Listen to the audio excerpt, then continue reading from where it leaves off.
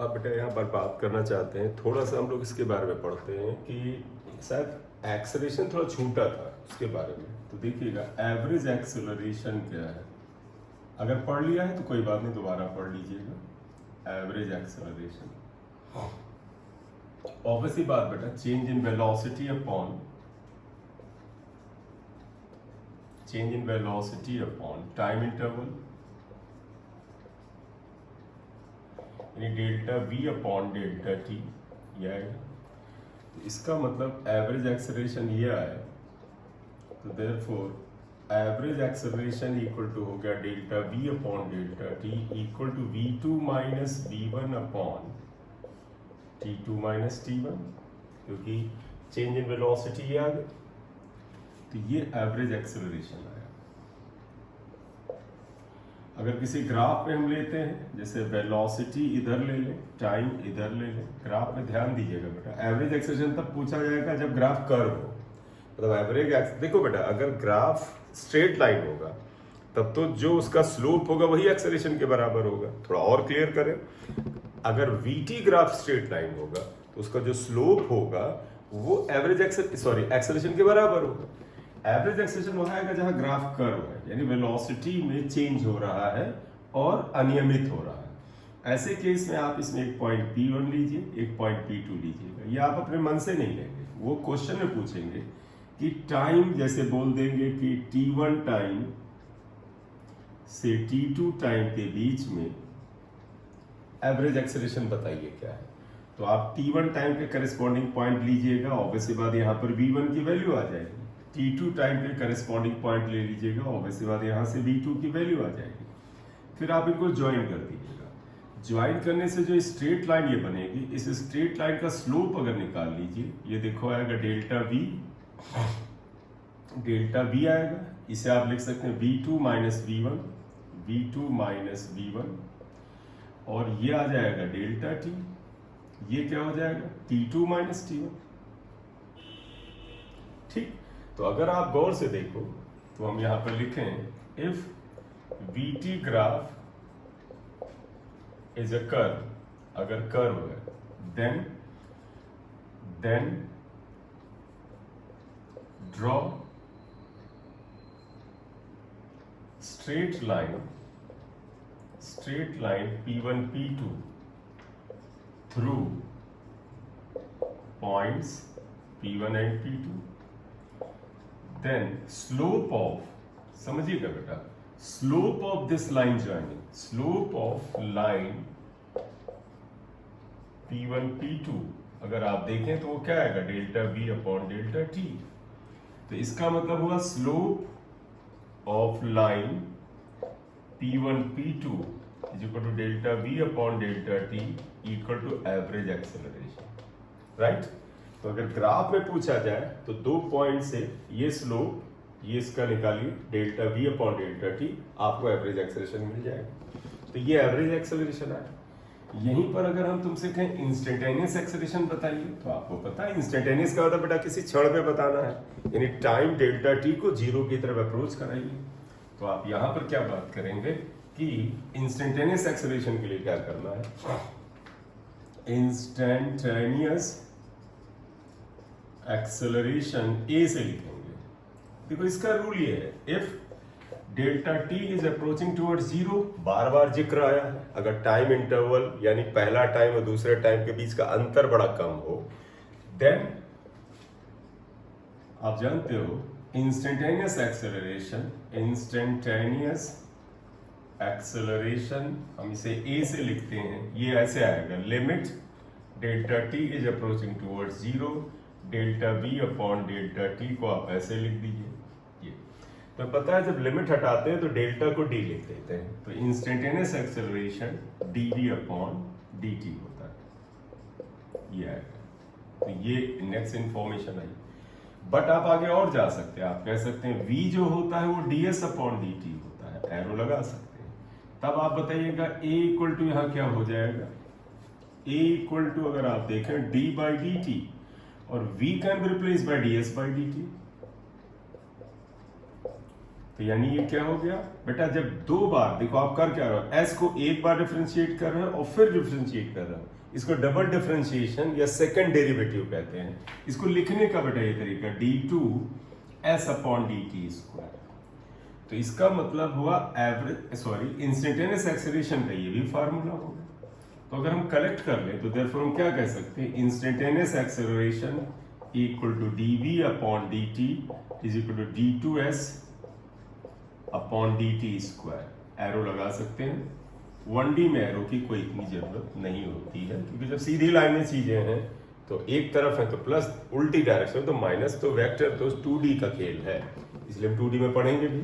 ये आया तो थोड़ा सा शायद इससे बारे में बात ना हुई हो इसलिए किया, अगर हो गई है तो एक बार रिवीजन कर लीजिएगा, कोई टेंशन नहीं है। ये हुआ है। अब हम बात करना चाहते हैं थोड़ा सा रिएक्शन टाइम क्या होता है, क्योंकि रिएक्शन टाइम के बारे में बड़ा चर्चा करना इंपॉर्टेंट नहीं है, बस क्वेश्चन के हिसाब से समझ लेना बड़ा इंपॉर्टेंट है कि भाई रिएक्शन टाइम से कहना क्या चाहते हैं। तो व्हाट इज रिएक्शन टाइम? तो एक्चुअली हम बात याद करना चाहते हैं कि रिएक्शन टाइम क्या है। रिएक्शन टाइम रिएक्शन टाइम बेटा समझिएगा, जैसे हमारे लाइफ में, आम जीवन में कई बार ऐसी सिचुएशन आती है कि हमें इमीडिएटली एक सिचुएशन से डील करना होता है। जैसे आप गाड़ी चला रहे हैं, बाइक चला रहे हैं, जा रहे हैं, सडनली लगा कि सड़क पे कोई बच्चा आ गया, अब इमीडिएटली आई, आपको एक्सीडेंट बचाना है, तो आप क्या करते हैं? Whenever there is a immediate situation in front of you, आप क्या करते हैं? यू ऑब्जर्व, आपने देखा बच्चा आया, यू ऑब्जर्व, यू एनालाइज, आप उसे एनालिसिस करते हैं कि वो कितनी जल्दी हमारी गाड़ी के सामने आने वाला है, और उसके बाद तुरंत ब्रेक लगाते हैं, यानी एक्ट करते हैं। तो आप ध्यान देना, एकदम से सामने बच्चा आ गया, जब आपने उसको पहली बार देखा और उसके बाद कुछ फ्रैक्शन ऑफ सेकेंड में ब्रेक दबाया, इसके बीच में जो समय लगा, इसे रिएक्शन टाइम कहते हैं। तो रिएक्शन टाइम क्या हुआ? To observe a situation, then analyze the situation, and then according to that you are acting on it, you are taking an action। इसके बीच में समय, ऑब्जर्व करना और एक्शन लेने के बीच में जो समय होता है, इसे हम रिएक्शन टाइम कहते हैं। तो रिएक्शन टाइम का मतलब क्या होता है? when we observe या when we face immediate situation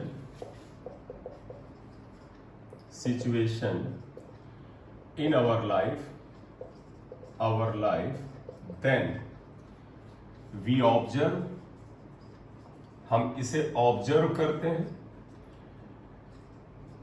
analyse, observe करते हैं, एनालाइज करते हैं। हालांकि ये सब सेकंडों में हो रहा है, यार बच्चा आया, फट से ब्रेक लगाओ, सोचा और ब्रेक लगाया, एंड देन एक्ट। तो इस काम में ऑब्जर्व करना यानी सिचुएशन को देखना, एनालिसिस करके एक्शन लेने में जो समय लगता है, इसे हम रिएक्शन टाइम करते हैं। This is called reaction time, इसे आप रिएक्शन टाइम कहते हैं। ये क्रिकेट में आप देखिए क्या होता है, आप नजदीक खड़े होकर फील्डिंग कर रहे हैं, वहां पर है, गली में खड़े हैं, फॉर शॉर्ट लेग पे खड़े हैं, बैट्समैन ने जैसे ही तेज मारा, तो याद करो जो लोग कैच एकदम शानदार लेते, क्या बैट्समैन का शॉट मारना और बॉल का आना और आपका तुरंत अनुमान लगाना कि यहां जा रही हो, पकड़ लेना। तो यानी कि समझो, बैट से बॉल निकली तो जो फील्डर ने अनुमान लगा के कैच लिया, उसे रिएक्शन टाइम कहते हैं। अगर हल्का सा चूकता तो बॉल वो निकल जाती। तो रिएक्शन टाइम एक फ्रैक्शन ऑफ सेकेंड होता है, ये आएगा। आम लाइफ में अगर आप कहो कि सर अगर हम इससे रिलेटेड कोई एक्सपेरिमेंट करें, तो सबसे आसान तो तरीका ये है कि आप ऐसा करो, एक रॉड ले लेना, ऐसे एक रॉड ले लो, और रॉड लेने के बाद अपनी उंगलियों को आप यहाँ पर बॉटम पे रख ले। बॉटम पे रखने से ये हो जाएगा कि हम इसकी लंबाई को नाप सकते हैं। बॉटम पे हमने रख लिया है और हमने कहा हम इसे छोड़ेंगे। ध्यान रखना, हम अपने मन में बोलेंगे 1 2 3 और पेन को छोड़ेंगे और इन दोनों उंगलियों से पकड़ेंगे। अगर मेरा रिएक्शन टाइम बढ़िया होगा तो हम इसको आसानी से पकड़ लेंगे, अगर घटिया होगा तो ये फिर गिरेगा। ठीक है, ट्राई करते हैं। देखो बिल्कुल बॉटम पे लिखा और हमने कहा 1 2 3, कुछ ज्यादा जल्दी पकड़ लिया। एक बार फिर ट्राई करते हैं, शायद हाथ में फंस गया था, इधर से लेते हैं। देखो ये किया, हमने कहा कि हमें रिएक्शन टाइम देना है 1 2 3 रह गया, मेरा रिएक्शन टाइम बहुत गंदा था। एक बार फिर ट्राई करेंगे। अब आप देखिएगा मैंने इसके बॉटम पे रखा, मैंने कहा क्या लिखेंगे 1 2 3 फिर रह गया, बुरा रिएक्शन टाइम। कोशिश करते हैं इस बार मिल जाए। तो देखो 1 2 3 पकड़ लिया। अब आप कहोगे कि सर आपका रिएक्शन टाइम कितना है, तो मैं इसकी लंबाई नाप लूं, ये लंबाई, इसे L मान लूं या H मान लूं, H पता चल गया। इनिशियल वेलोसिटी जब मान लो ये बेटा ये लंबाई इसकी 10 सेंटीमीटर आ गई, ठीक है। इसको जब ड्रॉप किया था तो उस समय इसकी इनिशियल वेलोसिटी क्या थी, 0 थी। और इसको जब ड्रॉप किया है तो आपको पता है जब हमने ड्रॉप किया है तो एक्सेलरेशन ड्यू टू ग्रेविटी था। तो यहां पर आप देखना एग्जाम्पल ले रहे हैं, हमने ये जो पेन को ड्रॉप किया इसी का ले रहे हैं कि हमने इस पेन को जब ड्रॉप किया, ये हमारा हाथ इस जगह पे था, मैं हाथ तो बना नहीं पाऊंगा क्योंकि आर्ट मेरी बड़ी गंदी है, ये था। सपोज इस जगह पर जब ये पेन नीचे आया और मैंने यहां पर पेन को होल्ड कर लिया था, पकड़ लिया था, याद करो ये पेन ऐसे गिर रहा था ऐसे, और मैंने यहां पकड़ लिया। तो मैंने इस पेन को जब यहां पकड़ लिया तो ये इसकी कुछ लेंथ थी, उसी को हम H ले लेते हैं। हमने तय किया था 10 सेंटीमीटर के करीब था, ये आ गया।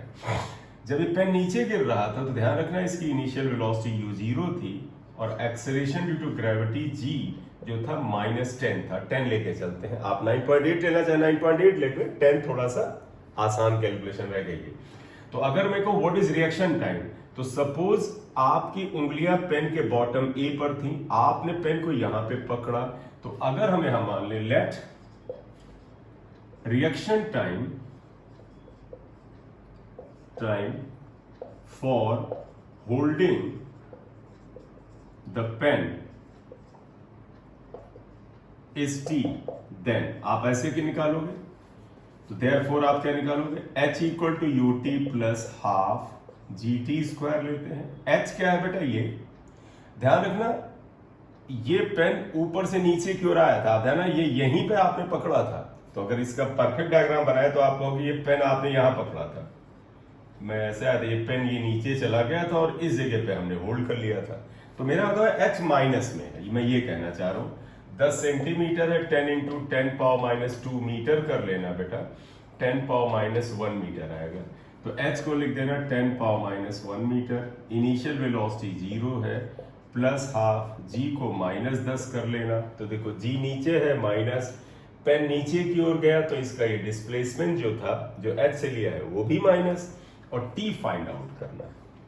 आप इसे अगर कैंसिल करें 5 आएगा, तो देखिएगा हाँ h को माइनस मैंने नहीं लिखा, मुझसे गलती हुई, माइनस लिखो, ठीक है। तो ये आएगा -10 power -1 is equal to -5t square, minus minus cancel करो, 10 पावर -1 का मतलब 0.1 इक्वल टू 5t स्क्वायर आ गया। इधर ले आते हैं कैलकुलेशन में, देखो t स्क्वायर इक्वल टू, मुझे लगता है 10 पावर -1 से ज्यादा अच्छा लग रहा डील है, तो इधर ले आए तो यह आ जाएगा 10 पावर -1/5, इसे आप 1/5 इंटू 10 पावर -1 कर लीजिएगा। अगर आप इसको यहाँ पे डिवाइड करें तो क्या आ जाएगा, t equal to under root. आप देखो इसमें अगर आप डिवाइड करते क्या आ जाएगा, 0.2 हो जाएगा, 0.2 इंटू 10 पावर -1, तो 2 इंटू 10 पावर -2 आएगा ये। तो आप देखिएगा रिएक्शन टाइम कितना आ रहा है, आपने इतना नोट किया होगा। तो कैलकुलेशन फाइनल में ऊपर कर देता हूं, ये कैलकुलेशन यहां पर ना आया हो तो मैं ऊपर ही कर देता हूं। आप देखो इतना आ गया है, तो आप देखो ये यहां पर आ जाते हैं, तो t equal to under root 10/5 into 10 power -1 किया है, मैंने 1 में 0 से मल्टीप्लाई किया है, तो ऑब्वियस सी बात है हमें 10 से डिवाइड करना पड़ेगा।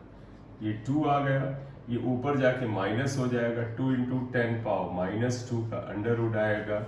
10 पावर -2 क्या होता है आप जानते हैं, 10 पावर -1, और ये √2 आएगा।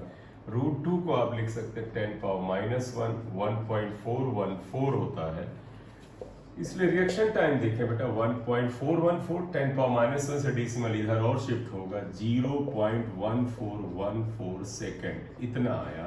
यानी देखो एक सेकेंड का लगभग आप 0.14 सेकेंड टाइम आ रहा है। इतने टाइम में जब रिएक्शन किया तो मैं पेन को पकड़ पाया था, अदरवाइज रह जाता, राइट। तो रिएक्शन टाइम का यहाँ पर ये मतलब होता है।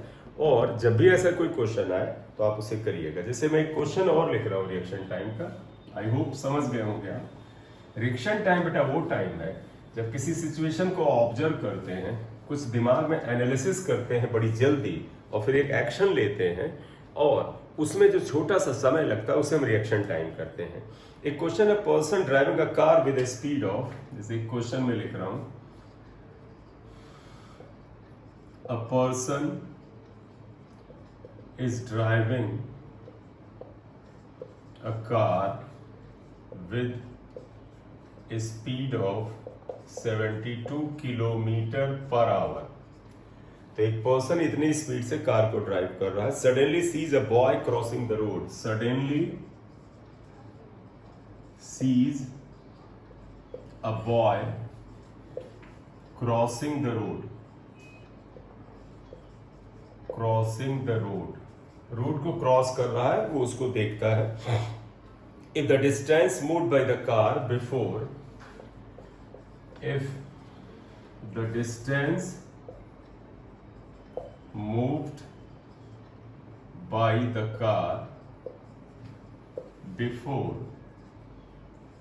applying the brake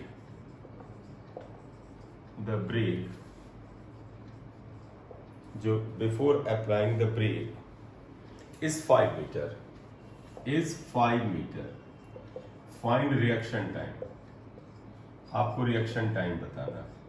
देखो कितना इंपॉर्टेंट बात इन्होंने की है, बड़ा सिंपल सा क्वेश्चन। क्या, a person is driving a car with this, तो speed of car 72 kilometre per hour है, ये आपको पता है।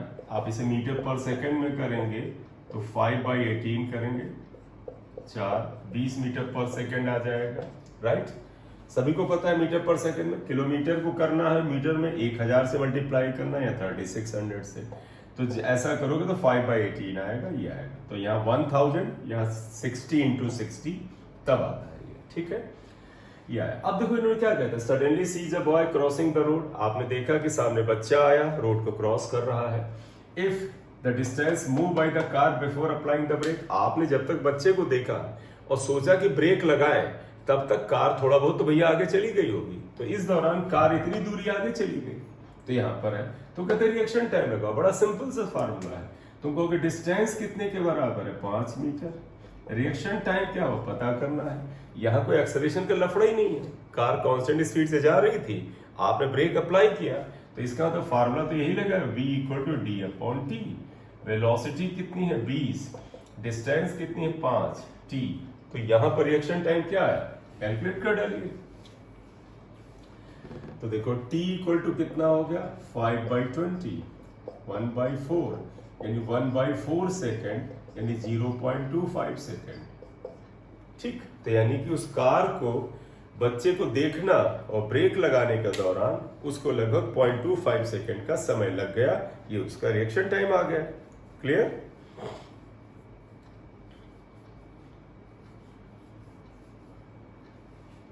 क्लियर?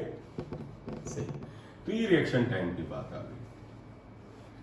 तो हमने यहाँ एक्सेलरेशन टाइम ग्राफ देखा और रिएक्शन टाइम की बात थोड़ा सा यहाँ पर किया है। इसके बाद ऐसा करते हैं, एक छोटा सा क्वेश्चन ले लेते हैं, हम लोगों ने पढ़ा था पहले, एक और क्वेश्चन लिएगा। अ पार्टिकल स्टार्टिंग, इसको मिटाते हैं, one more question we are taking. लिखो, a particle starting from rest undergoes a rectilinear motion, starting from rest undergoes rectilinear motion, मतलब जैसे हम सड़क पे चलते हैं इसे रेक्टिलिनियर मोशन आप मानिए, ये rectilinear motion with acceleration a, with acceleration a, ठीक।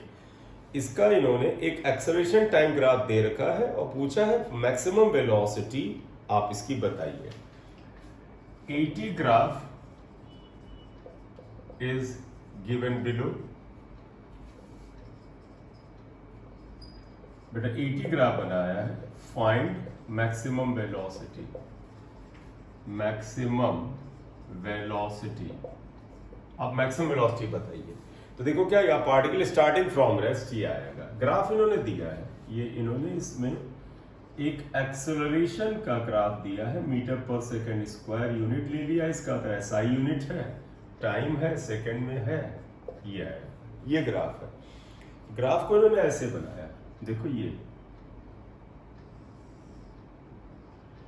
एक हो ये 12 और ये 10, ये डेटा दे रखा है। ये कहते हैं एक्सेलरेशन और टाइम में ये ग्राफ है, मैक्सिमम वेलोसिटी बताइए। मैक्सिमम वेलोसिटी ही पूछा है। ऐसे क्वेश्चन में ध्यान रखना बेटा, मैक्सिमम वेलोसिटी या फाइनल वेलोसिटी एक ही चीज है। क्यों? जब आप फाइनली देखो बेटा, बॉडी का एक्सेलरेशन है, कुछ एक्सेलरेशन का मतलब आप गति को बढ़ा रहे हो, गति को बढ़ा रहे हो, तो इसका मतलब हुआ जो फाइनल वेलोसिटी हुई वही मैक्सिमम हुई, क्योंकि आप लगातार गति को बढ़ा रहे हैं। तो जो फाइनल वेलोसिटी पूछा जाए, मैक्सिमम वेलोसिटी पूछा जाए, बात एक ही है। अब आपको अच्छे से याद होगा, आप ध्यान देना बेटा, जब हम सोल्यूशन में आए, अगर पहले देखिएगा रेस्ट से स्टार्ट होता है इसका, तब इनिशियल वेलोसिटी 0 है। अब तुमको कैसे निकालें, तुम्हें याद है एक्सेलरेशन टाइम ग्राफ का जो एरिया कवर्ड होता है वो चेंज इन वेलोसिटी के बराबर होता है। तो आप लिख लेना यहां पर, वी नो दैट क्या area of AT graph equal to change in velocity, और चेंज इन वेलोसिटी में जो फाइनल वेलोसिटी है वही मैक्सिमम वेलोसिटी है, वो हम आगे बात कर लेंगे। तो एरिया ऑफ AT ग्राफ ये है बेटा, ये एरिया, तो ये एरिया ऑफ ट्रायंगल आएगा, देयरफॉर आ जाएगा area of triangle equal to change in velocity क्या होता है, V final minus V initial. Area of triangle क्या होता है बेटा, आपको पता है एरिया ऑफ ट्रायंगल होता है half base into height. V final ही V मैक्सिमम है, आप ये निकालना है। V इनिशियल बेटा ये है 0, तो V इनिशियल इज एक्चुअली 0, आप लिख देना initial velocity is U equal to 0। Half base क्या है 12, हाइट क्या है देखो 10, equal to V final, cancel करिए 6, तो V final equal to 60 metre पर सेकेंड। यही आंसर है बेटा, final velocity is maximum velocity, therefore maximum velocity is equal to final velocity equal to 60 metre पर सेकेंड। ये आंसर हो गया। इसे करिए,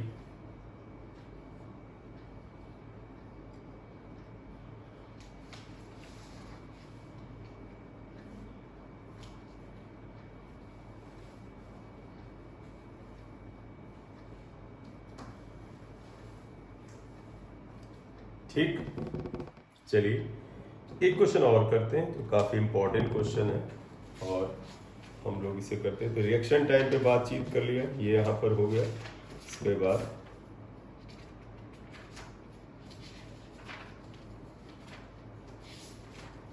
इसमें अभी थोड़ा सा हमें रिलेटिव वेलोसिटी के बारे में बात करनी है। उसके बाद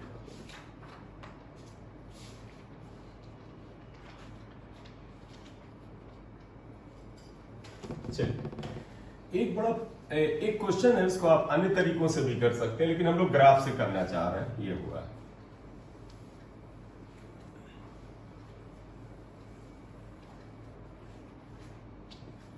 राइट। तो एक क्वेश्चन हम यहां पर एक्चुअली करना ये जा रहे हैं कि जैसे क्वेश्चन ये है, सुनिएगा, a car starts from rest with constant acceleration, मान लेते हैं A ले लिया, तो starts from rest with constant acceleration A for some time,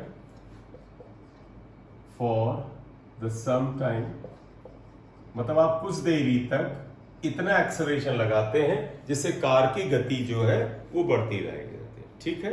इसके बाद वो क्या करता है, कार को डिसेलरेट कराता है and finally comes to rest, then it decelerates मतलब रिटार्ड बेटा, डिसेलरेट्स विद B मतलब इसका डिससेलरेशन मतलब रिटार्डेशन, ब्रेक लगाया होगा, रिटार्ड हो रहा है with b, and finally comes to rest. तो ध्यान देना बेटा, स्टार्ट फ्रॉम रेस्ट यानी इनिशियल वेलोसिटी इसकी जो थी वो 0 थी, फाइनली भी 0 हो गई है। If total time taken is t, then find out, तब हमें निकालना है, और दो बातें निकालनी है। पहला v max यानी मैक्सिमम वेलोसिटी, और दूसरा टोटल डिस्टेंस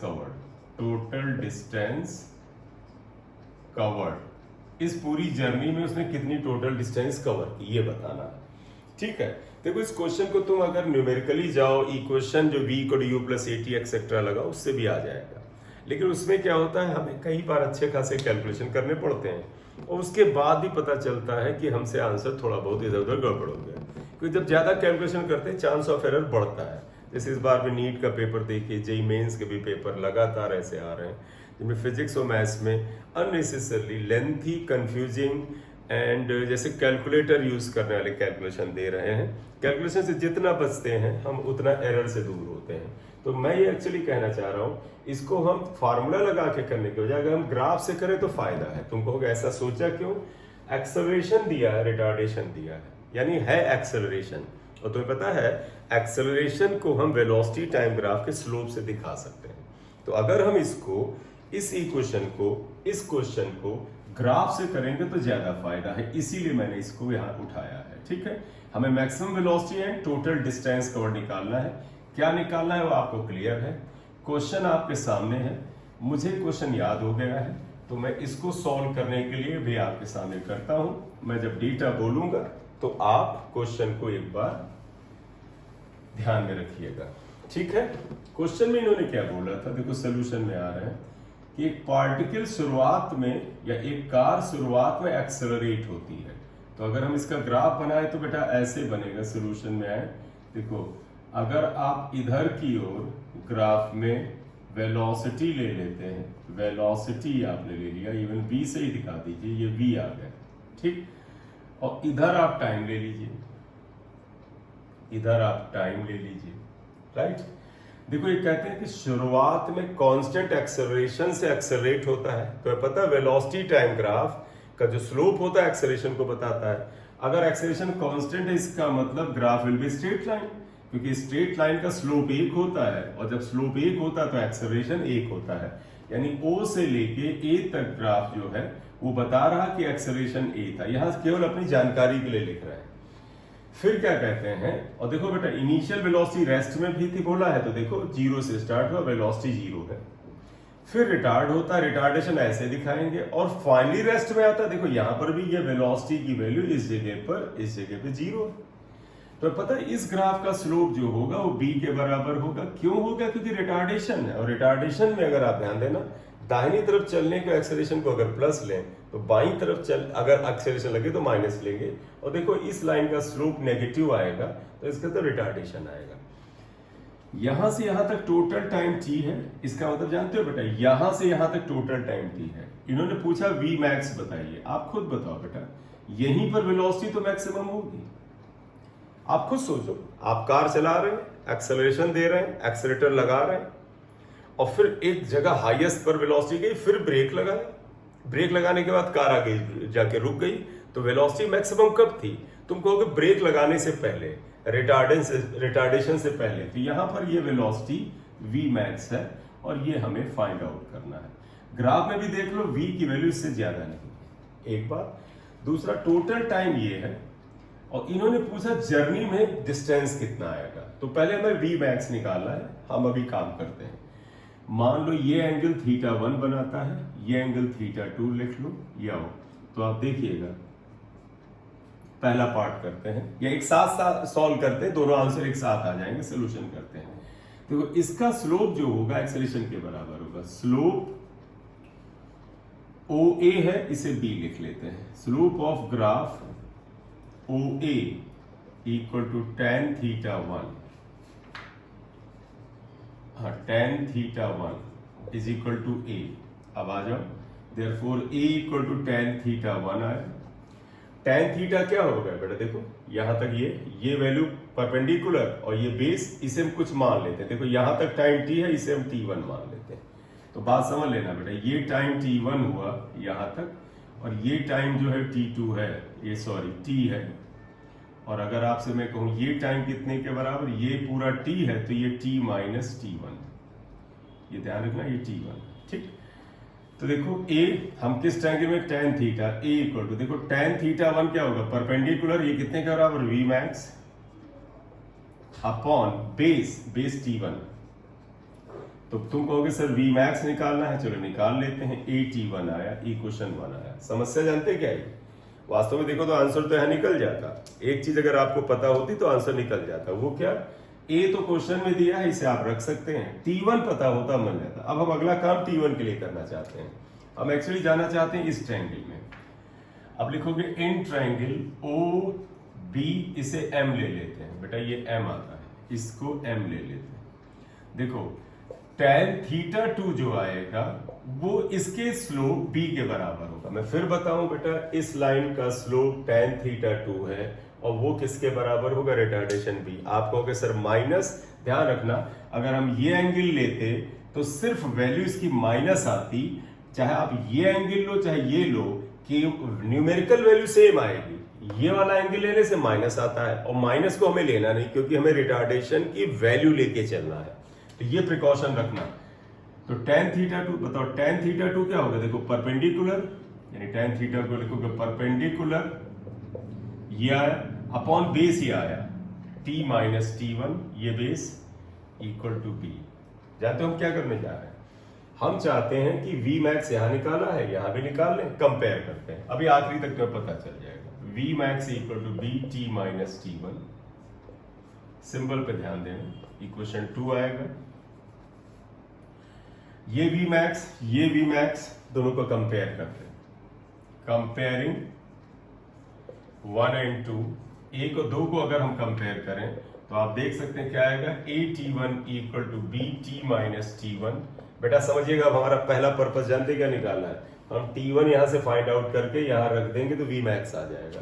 तो आप बताइएगा a t1 इक्वल टू यहां क्या हो जाएगा, b t minus b t1, ये इधर ले आओ तो देखो t1 common low, a plus b t आएगा। पर्पस t1 निकालना है, तो b upon a plus b into t आया। ये t1 की वैल्यू आई, t1 ये टाइम है, ये t1 की वैल्यू आप यहां रख दो, v मैक्स आ जाएगा। तो हम यही करने जा रहे हैं, v मैक्स निकालने जा रहे हैं। आप इतना नोट कर लो, इक्वेशन x1 लिख लो, ये आएगा। और फिर लिखो पुटिंग इन इक्वेशन 1 यहां रख रहे हैं, पुटिंग इन इक्वेशन 1 में रखते हैं, यहां रखेंगे। कैलकुलेशन यहां उठा रहा हूं, देखिएगा इस जगह ले जा रहा हूं कैलकुलेशन को, ये वैल्यू यहां सब्स्टिट्यूट करने जा रहे हैं। तो अगर हम यहां ले जाएं, v मैक्स आ जाएगा a t1, v max equal to a t1 की वैल्यू है b t upon a plus b। आप इसे लिख सकते हैं v max equal to A B upon A plus B into T. अब आप देखो हमारा आंसर गिवन टर्म्स में आ गया, a दिया था, b दिया था, t दिया था, उसमें आ गया। This is answer. बड़ा इंपॉर्टेंट क्वेश्चन है, ये आया। सेकंड पार्ट भी करना है, उससे पहले एक बात तुम्हें रिवाइज करा दूं। ऐसा क्वेश्चन जिसमें एक्सेलरेशन और रिटार्डेशन एक साथ दें, दोनों कांस्टेंट हो, तो तुम वेलोसिटी टाइम ग्राफ ड्रॉ कर सकते हो, क्योंकि वेलोसिटी टाइम ग्राफ का जो स्लोप होता है वो एक्सेलरेशन और रिटार्डेशन के बराबर होता है। देखो इन्होंने कहा 0 से स्पीड से स्टार्ट हुआ, एक्सेलरेट हुआ, रिटार्ड होके फिर रेस्ट में आया, और फिर तुम्हें पता है कि अगर इसमें ये कहते हैं v मैक्स निकालो, देखो ये वैल्यू निकालने का मतलब ये निकालना है, तो tan थीटा 1 इस एक्सेलरेशन के बराबर होगा, क्योंकि tan थीटा 1 जो है इस स्ट्रेट लाइन का स्लोप है, और वेलोसिटी टाइम ग्राफ का जो स्लोप होता है एक्सेलरेशन के बराबर होता है। ऐसा करने पे t1 हमारा अननोन रहा था, तो हमने tan थीटा 2 को भी निकाला, ये भी आएगा परपेंडिकुलर अपॉन बेस, कंपेयर करके t1 आ गया, यहां रखेंगे वैल्यू आ गई। क्लियर? ये आ गया। अब है, तुम कहोगे सर एक चीज और तो पूछा है, वो क्या है बेटा? डिस्टेंस। तुम्हें पता है बेटा, area of velocity time graph displacement के बराबर होता है। और तुम्हें बताया था एक क्वेश्चन में, अगर वेलोसिटी टाइम ग्राफ पहले वाले कोऑर्डिनेट में हो, पहले वाले क्वाड्रेंट में हो, तो प्लस होता है। नीचे की ओर आ रहा था तो तुम याद करो हम लोग क्या कर रहे थे, ऊपर वाले ग्राफ को पॉजिटिव में लेते थे, नीचे वाले ग्राफ को नेगेटिव लेते थे, और उसे जब सब्ट्रैक्ट करते थे तो डिस्प्लेसमेंट आता था। मैं तुमसे ये कहना चाहता हूं, अगर ग्राफ पहले कोऑर्डिनेट में ही होता है, पहले क्वाड्रेंट में होता है, तो इसका area covered, velocity time graph का एरिया कवर्ड जो कि डिस्प्लेसमेंट के बराबर होता है, वही डिस्टेंस होता है। क्योंकि तुम्हें याद है, अगर पार्टिकल सीधी लाइन में बगैर मुड़ के थोड़ा रिटर्न हुए चले तो डिस्टेंस और डिस्प्लेसमेंट सेम होता है। तो आप इसका एरिया कवर्ड निकाल लो। किसका area covered? O A B triangle का वही डिस्टेंस है, वही डिस्प्लेसमेंट है। तो इसका सेकंड पार्ट इन्होंने पूछा था, टोटल डिस्टेंस। प्रिकॉशन जरूर बरतना चाहिए कि कहीं ऐसा तो ना हो डिस्टेंस और डिस्प्लेसमेंट अलग हो। तो ध्यान रखना, जब ये फर्स्ट क्वाड्रेंट पॉजिटिव क्वाड्रेंट में हो तो डिस्टेंस और डिस्प्लेसमेंट सेम होता है। Equal to area of VT graph equal to area of triangle O A B. ये डिस्टेंस हुआ बेटा, हम एस से लिख रहे हैं, तो इसमें S equal to area of triangle क्या होता है बेटा, half base into height. Half base ये यहां से यहां तक टी के बराबर, टी हाइट ये वी मैक्स या वी मैक्स ये वैल्यू यहां रख दो, टी तो था ही हमारे क्वेश्चन में, आंसर आ जाएगा। तो देयरफॉर देखना बेटा, S equal to T by two, V max था A B T upon A plus B, तो इसलिए एस इक्वल टू हो जाएगा ए बी अपॉन, ऐसे लिख लो, half A B upon A plus B into T square. ये टोटल डिस्टेंस कवर्ड आया। This is total distance covered. Clear? तो ये एक इंपॉर्टेंट क्वेश्चन है। ग्राफिकली आप बेटा इसको तुम इक्वेशन ऑफ मोशन लगा के करते तो भी आता, v को यू प्लस ए टी लगा करते तो भी आता। कैलकुलेशन में एरर का बड़ा चांस है और कई बार हम इक्वेशन बना के फंस भी जाते हैं, और फंसने का मतलब ये नहीं होता है, जितने टाइम में एग्जाम हॉल में करना चाहिए उतने टाइम में नहीं निकलता है, फिर मुश्किल है।